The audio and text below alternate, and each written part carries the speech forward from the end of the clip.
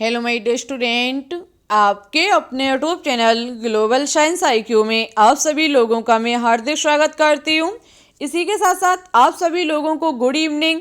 जैसा कि आप सभी लोगों को पता है, हम इवनिंग में 8 बजे के समथिंग एक 500 क्वेश्चंस की सीरीज चला रही हैं, जिसकी ये क्लास नंबर 26 है, जिसमें आज हम आपको NCERT केमिस्ट्री से लिए हुए 1 लाइनर क्वेश्चंस लगवाएंगे, जो कि आपके एग्जाम के लिए बहुत ही इंपॉर्टेंट क्वेश्चन होंगे। आप 2021 में किसी की भी तैयारी करना चाहते हो, चाहे BSc nursing, CP net, VHU, paramedical exam, 2021 के लिए ये 1 लाइनर क्वेश्चंस आपके एग्जाम में जरूरी हेल्प करेंगे।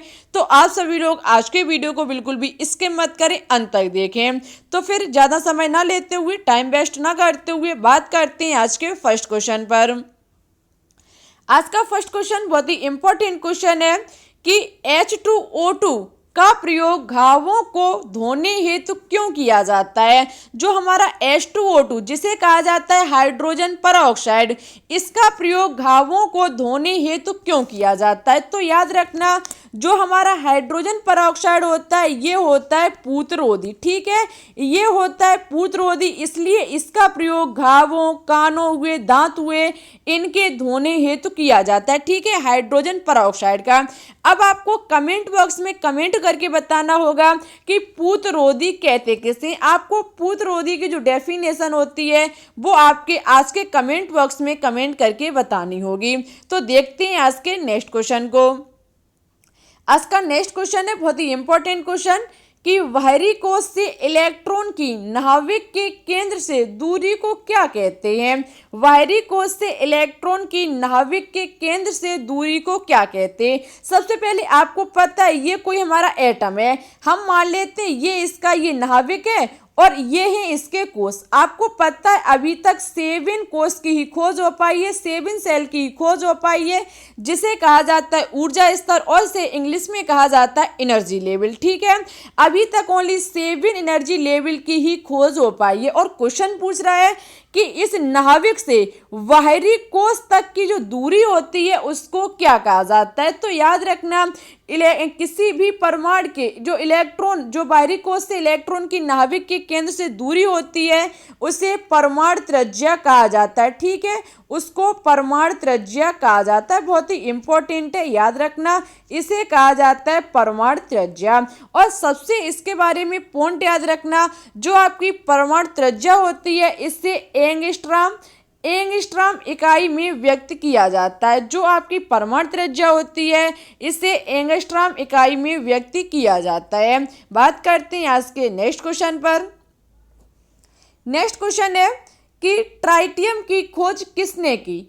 ट्राइटियम की खोज किस वैज्ञानिक ने की। तो याद रखना, जो आपका ट्राइटियम होता है वो हाइड्रोजन का तीसरा समस्थानिक है। हाइड्रोजन के 3 समस्थानिक होते हैं, 1H1, 1H2 और हमारा तीसरा होता है 1H3। ठीक है, यही हमारे हाइड्रोजन के 3 समस्थानिक होते हैं और इसमें ये जो हमारा होता है वो प्रोटियम होता है, ये ड्यूटेरियम होता है और ये हमारा होता है ट्राइटियम। तो ट्राइटियम जो समस्थानिक, तीसरा समस्थानिक है हाइड्रोजन का, इसकी जो खोज की थी वो ल्यूजर, एक वैज्ञानिक थे हमारे ल्यूजर करके और एक वैज्ञानिक थे विलिक। दूसरे वैज्ञानिक थे विलिक और तीसरे वैज्ञानिक थे स्मिथ। इन तीनों वैज्ञानिकों ने मिलकर के ट्राइटियम खोज की थी। जो ट्राइटियम होता है उसकी खोज की थी लूजर, विलिक और स्मिथ नामक वैज्ञानिक ने सन 1934 ईस्वी में। ठीक है, ये जो खोज की गई थी वो सन 1934 ईस्वी में की गई थी। अब बात की जाए कि जो आपका ट्राइटियम होता है इसमें कितने प्रोटॉनों की संख्या होती है, कितने इलेक्ट्रॉनों की संख्या होती है और कितने न्यूट्रॉनों की संख्या होती है। तो सबसे पहले आपको इसका फॉर्मूला पता होना चाहिए, ये होता है हमारा 1H3। ठीक है, अब आपको पता है सबसे पहले हम ज्ञात करेंगे प्रोटॉनों की संख्या को। जो प्रोटॉनों की संख्या होती है वो किसी भी एलिमेंट के जितने परमाणु क्रमांक की संख्या होती है वही हमारी प्रोटॉनों की संख्या कही जाती है। तो ट्राइटियम का आप देख सकते हैं इसमें परमाणु क्रमांक है 1, मीन्स प्रोटॉनों की संख्या निकल के आएगी 1। ठीक है, अब बात की जाए इसमें इलेक्ट्रॉनों की संख्या की, तो आपको पता है यदि हमारा कोई भी एलिमेंट उदासीन प्रकृति का है तो उसमें जितने प्रोटॉनों की संख्या होगी उतनी ही हमारी इलेक्ट्रॉनों की संख्या निकल के आएगी। ये हमारा उदासीन है, इस पर ना ही कोई निगेटिव चार्ज है और ना ही कोई पॉजिटिव चार्ज है, तो आप समझ सकते हैं इलेक्ट्रॉनों की संख्या इसमें 1 निकल के आएगी। जबकि बात की जाए न्यूट्रॉनों की संख्या की, तो न्यूट्रॉनों की संख्या जो होती है वो हमारी क्या होती है, द्रव्यमान संख्या माइनस की परमाणु क्रमांक। द्रव्यमान संख्या माइनस की परमाणु क्रमांक, द्रव्यमान संख्या इसकी 3 है, परमाणु क्रमांक इसका 1 है, तो हमारा निकल के आएगा 2। जो न्यूट्रॉनों की संख्या होगी वो कितनी निकल के आएगी, 2। ठीक है, बात करते हैं आज के नेक्स्ट क्वेश्चन पर। आज का नेक्स्ट क्वेश्चन है कि मैग्नीशियम की क्रिया किससे कराने पर हाइड्रोजन गैस बनती है। मैग्नीशियम की क्रिया किससे कराने पर हाइड्रोजन गैस बनती है। तो याद रखना, मैग्नीशियम की क्रिया जब जल वाष्प के साथ, मैग्नीशियम की क्रिया जब जल वाष्प के साथ कराई जाती है तब बनती है हाइड्रोजन गैस। ठीक है, क्या बनती है, हाइड्रोजन गैस। किस प्रकार से करेंगे, ये है हमारा मैग्नीशियम, ये है हमारा मैग्नीशियम, इसकी क्रिया जब कराई जाएगी जल वाष्प के साथ, ठीक है, तो बनके तैयार होगा मैग्नीशियम हाइड्रा ऑक्साइड। क्या बनके तैयार होगा, मैग्नीशियम हाइड्रा ऑक्साइड, और आपकी हाइड्रोजन गैस जो होगी वो बाहर निकल जाएगी।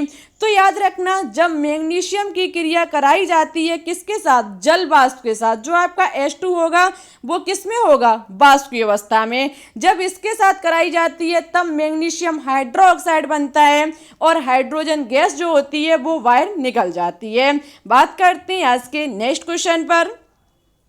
नेक्स्ट क्वेश्चन है बहुत ही इंपॉर्टेंट क्वेश्चन कि Ca2V6 O11 × 5H2O किस अयस्क का सूत्र है, किस अयस्क का सूत्र है। बहुत ही इंपॉर्टेंट क्वेश्चन है कि Ca2V6O11 × 5H2 किस अयस्क का सूत्र है। याद रखना, ये एक बोरेन, जो आपका बोरोन होता है उसका ये एक अयस्क है। सबसे पहले याद रखना, ये बोरोन एलिमेंट का एक अयस्क है जिसका नाम होता है कॉलेमेनाइट। क्या होता है, कॉलेमेनाइट। ठीक है, कॉलेमेनाइट इसका नाम होता है, कॉलेमेनाइट। इस जो बोरोन का एक अयस्क होता है इसका नाम क्या होता है, कॉलेमेनाइट। ठीक है, इंपॉर्टेंट है, इसे नोट डाउन जरूर करें क्योंकि अयस्क के बारे में आपके एग्जाम में पूछा जाता है। बात करते हैं आज के नेक्स्ट क्वेश्चन पर। नेक्स्ट क्वेश्चन है कि एल्यूमिनियम को सल्फर के साथ गर्म करने पर क्या बनता है। एल्यूमिनियम को सल्फर के साथ गर्म करने पर क्या बनता है। तो याद रखना, जब एल्यूमिनियम की क्रिया कराई जाती है सल्फर के साथ, सबसे मेन पॉइंट याद रखना, यहाँ पर एल्यूमिनियम के लिए जाते हैं 4 मोल जबकि सल्फर के लिए जाते हैं 6 मोल। जब एल्यूमिनियम की क्रिया सल्फर के साथ कराई जाती है तब बनता है एल्यूमिनियम सल्फाइड। क्या बनता है, एल्यूमिनियम सल्फाइड, जो कि होता है Al2S3। Al2S3 जहाँ पर इसके 2 मोल बाहर निकलेंगे जिसे कहा जाता है एल्यूमिनियम सल्फाइड। एल्यूमिनियम की क्रिया सल्फर के साथ कराने पर एल्यूमिनियम सल्फाइड बनके तैयार होता है। बात करते हैं आज के नेक्स्ट क्वेश्चन पर। नेक्स्ट क्वेश्चन है कि मैग्नीशियम सिलिसाइड, मैग्नीशियम सिलिसाइड का सूत्र लिखिए। इंपॉर्टेंट है मैग्नीशियम सिलिसाइड। मैग्नीशियम सिलिसाइड का फॉर्मूला होता है Mg2Si। Mg2Si आपका मैग्नीशियम सिलिसाइड का फॉर्मूला होता है। ठीक है, तो बात करते हैं आज के नेक्स्ट क्वेश्चन पर। आज का नेक्स्ट क्वेश्चन है कि हाइड्रोजन तथा ऑक्सीजन की सही संयोजकता बताइए। हाइड्रोजन तथा ऑक्सीजन की सही संयोजकता बताइए। आपको पता है सही संयोजकता किस प्रकार से ज्ञात की जाती है, इसके बारे में आपको हमने बहुत ही अच्छे से बताया था। जो आपका केमिकल बॉन्डिंग का सेकेंड टाइप है, जो कि जिसे कहा जाता है सही संयोजक बंध, उसमें बंध बनाने के लिए जितने इलेक्ट्रॉन उसमें बंध बनाते हैं वही उसकी सही संयोजकता कहलाती है। जैसे कि हाइड्रोजन जो हमारा होता है उसका एक ही इलेक्ट्रॉन होता है और एक ही इलेक्ट्रॉन उसका बंध बनाता है, ठीक है। तो इसमें जो इसका हाइड्रोजन का सह संयोजकता होगी वो हमारी 1 होगी, ठीक है। जबकि ऑक्सीजन जो होता है उसकी आपको पता है कि 2 इसमें इलेक्ट्रॉन, इसके संयोजी कोष में यदि इलेक्ट्रॉन की बात की जाए तो 6 होते हैं, लेकिन इसमें जो बंध बनाने के लिए इलेक्ट्रॉन होते हैं, जो हमारी ऑक्सीजन गैस होती है, इसमें बॉन्डिंग बनाने के लिए जो इलेक्ट्रॉन भाग लेते हैं वो 2 होते हैं, और जितने भाग लेंगे वही उसकी सह संयोजकता कहलाती है। ऑक्सीजन की 2 होगी, हाइड्रोजन की 1 होगी, ठीक है। बात करते हैं आज के नेक्स्ट क्वेश्चन पर। आज का नेक्स्ट क्वेश्चन है कि साबुन व पेट्रोलियम के शुद्धिकरण में कौन सा विलयन प्रयोग लिया जाता है। साबुन व पेट्रोलियम के शुद्धिकरण में कौन सा विलयन प्रयोग में लिया जाता है। तो याद रखना, साबुन व पेट्रोलियम के शुद्धिकरण के लिए NaOH जो आपका सोडियम हाइड्रोक्साइड होता है इसका प्रयोग किया जाता है। साबुन व पेट्रोलियम के शुद्धिकरण के लिए जो विलयन प्रयोग किया जाता है वो हमारा सोडियम हाइड्रोक्साइड होता है।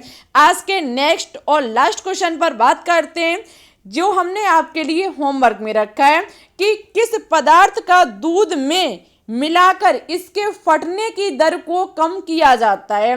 किस पदार्थ को मिल्क में मिलाकर, दूध में मिलाकर इसकी फटने की दर को कम किया जाता है, इसका आंसर आपको हमारे कमेंट बॉक्स में देना होगा, ठीक है।